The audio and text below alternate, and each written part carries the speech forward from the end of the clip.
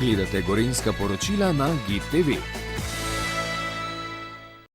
Nekako mi je bilo neprijetno, da sem napisal dve veliki knjigi, obedve skupaj sta dale skoraj 1000 strani in zdaj pa nisem mogel dobiti nobene uradne, nobene potrditve v slovenski literarni javnosti.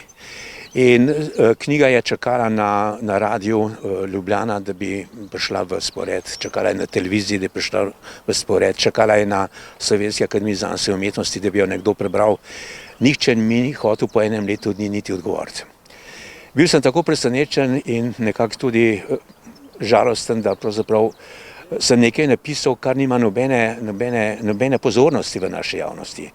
Prodajala se je, ne bom rekel ravno skromno, ampak bolj pod mizo kot pa javno. In potem nekega dne dobim pismo od gospoda Borisa Pahorja.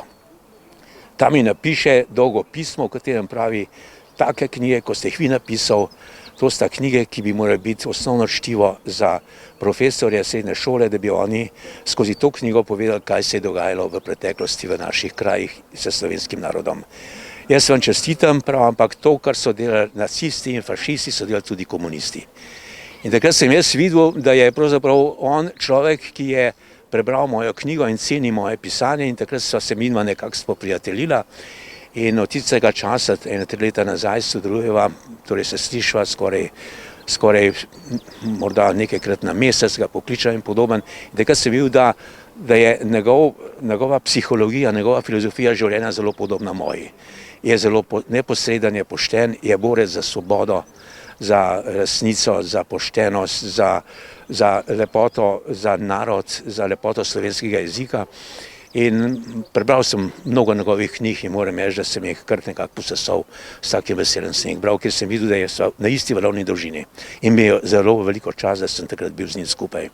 Tako se nadaljuje z njim tudi ta knjiga, ki je potem nastala kot posledica mojega povabila, da pride v Kranj in da se predstavi. Takrat smo se zmenili za naslov Moč slovenske besede, kar se mi zdi zelo pomembno, da mi povzdignemo samozavest kot majhen narod tudi s svojim jezikom.